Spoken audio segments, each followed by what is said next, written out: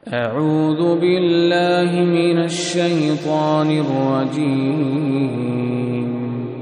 بسم الله الرحمن الرحيم Bismillahirrahmanirrahim.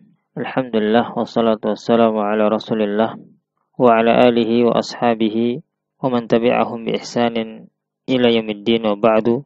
Ikhwati fillah, azani Allahu wa iyyakum. Saudara-saudaraku rahimani wa rahimakumullah. Kita lanjutkan kembali masih dalam pembahasan perkara-perkara yang dibolehkan bagi orang yang berpuasa.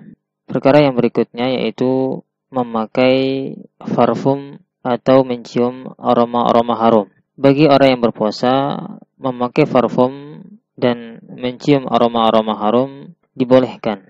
Ini sebagaimana kesepakatan ulama madhab, dan ini dikarenakan tidak ada larangan dalam hal ini. Dan juga aroma atau bau seperti angin yang memiliki aroma, dan aroma atau bau tidak memiliki bentuk. Adapun berkaitan dengan menghirup bukhur atau aroma yang muncul dari asap kayu, misalnya dari kayu gaharu yang dibakar, apakah bisa membatalkan puasa? Dalam hal ini ada dua pendapat para ulama. Pendapat yang pertama, menghirup bukhur bisa merusak atau membatalkan puasa. Dan ini pendapat Al-Hanafiyah, Al-Malikiyah, dan yang dipilih oleh Ibnu Utsaimin. Ini dikarenakan asap bukhur memiliki bentuk dan warna yang bisa masuk ke dalam kerongkongan sehingga bisa membatalkan puasa.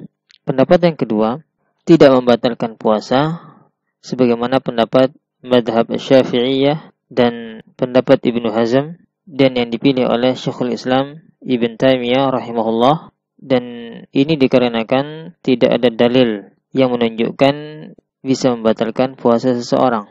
Seandainya termasuk yang bisa membatalkan puasa, maka Nabi SAW sudah menjelaskannya. Dan bukhur tidak sama dengan makanan atau minuman atau hal-hal yang bisa memberikan nutrisi atau kekuatan pada tubuh. Ini sebagaimana yang dijelaskan oleh Ibnu Taimiyah dalam kitabnya Majmu' al-Fatawa jilid 25 halaman 247. Dan pendapat yang kami pilih dalam masalah ini adalah pendapat yang mengatakan tidak batalnya puasa seseorang jika ia menghirupnya tidak sengaja. Oleh karena itu, hendaklah seseorang berhati-hati agar tidak langsung bukhur tersebut masuk ke dalam hidung atau mulutnya, dan menghirup aroma bukhur dari kejauhan dan tidak disengaja menghirupnya, maka tidak membatalkan puasanya. Dan ini seperti halnya ketika seseorang melewati suatu tempat yang ada debu atau asap, atau ketika seseorang masak dan tidak disengaja ia menghirup asap atau aroma dari masakannya, maka tidak ada masalah.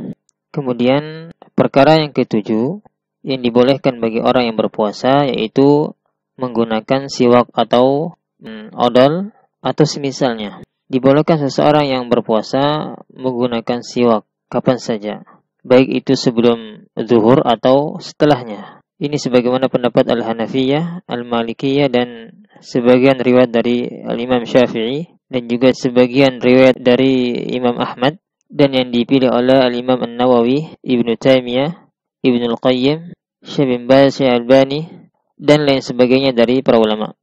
Berkata Al-Imam At-Tirmidzi, "Walam yara Syafi'i bisiwaki ba'san awwalan nahari wala akhirahu." Dan Al-Imam Syafi'i berpendapat tidak mengapa seseorang yang berpuasa untuk bersiwak, baik itu di awal waktu atau di akhir waktu. Dan berkata Al-Imam Ibnu Al-Qayyim rahimahullah, "Wa yustahabbu lil muftiri aw as-shaimi fi kulli waqtin li'umumil ahadits fihi." Dan disunnahkan bagi orang yang tidak berpuasa atau orang yang berpuasa untuk memakai siwak di setiap waktunya, karena keumuman hadis-hadis yang menjelaskan sunnahnya menggunakan siwak. Walihajatis shaimi ilaih, dan karena orang yang berpuasa sangat membutuhkan untuk menggunakan siwak. Wali'annahu mardatun lirrabb, karena dengan bersiwak akan mendapatkan ridha Allah Subhanahu wa taala. Wa mardatuhu matlubatun fis shaumi ashadda min talabiha fil fitri, dan mengharapkan ridha Allah dalam keadaan berpuasa lebih sangat dibutuhkan dari dalam keadaan dia tidak berpuasa. Wali'annahu matharatun lil fam, karena dengan bersiwak mulut menjadi bersih. Wat tahuru lis-shaimi min afdali a'malihi, dan suci atau bersih bagi orang yang berpuasa termasuk amal soleh yang paling utama baginya. Dalam kitab Zadul Ma'ad jilid keempat halaman 323.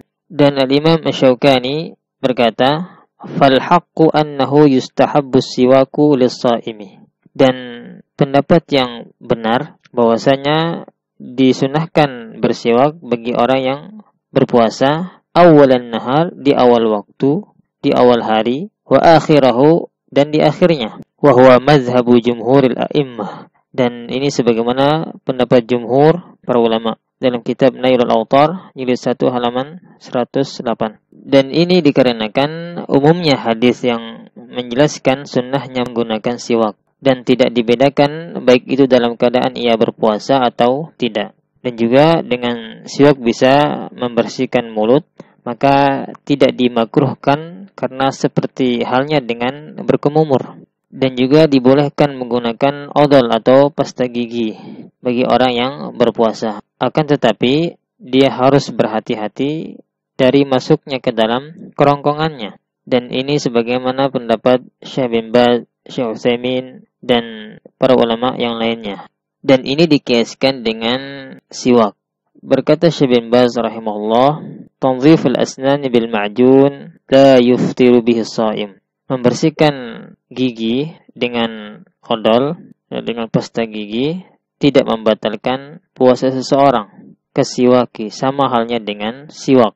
Wa alaihi taharruz min zahabi syai'in minhu ila jufihi, dan hendaklah ia berhati-hati dari masuknya ke dalam kerongkongannya. Fa in ghalabahu syai'un min dzalika biduni qasdin, jika odol tersebut misalnya masuk ke dalam kerongkongannya tanpa ada maksud atau dengan tidak disengaja, fala qada'a alaih, maka tidak ada qada atas puasanya. Dalam kitab Majmu' Fatawa Ibnu Baz jilid 15 halaman 260.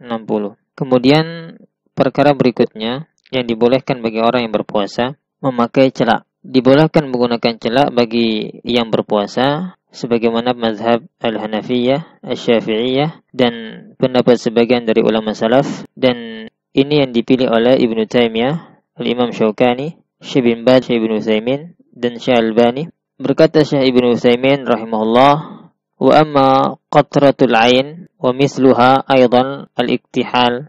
Adapun tetesan mata atau semisal dengannya seperti memakai celak, kadzalikal qatratu fil udhun, begitu juga tetesan di telinga, fa innaha la tufattirus shaim, bahwasanya semua itu tidak membatalkan puasa seseorang.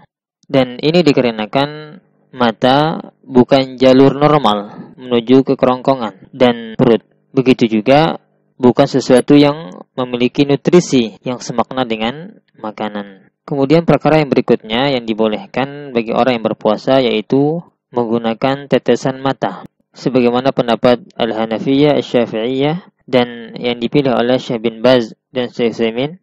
Perkara yang berikutnya yang dibolehkan bagi orang yang berpuasa menggunakan tetesan telinga, sebagaimana pendapat Ibnu Hazm, Ibnu Utsaimin, dan Syekh bin Baz rahimahumullahu ta'ala. Dan ini dikarenakan telinga bukan jalur normal masuknya makanan ataupun minuman. Semoga bermanfaat. Wassallallahu ala nabiyyina Muhammad wa akhiru da'wana alhamdulillahi rabbil alamin.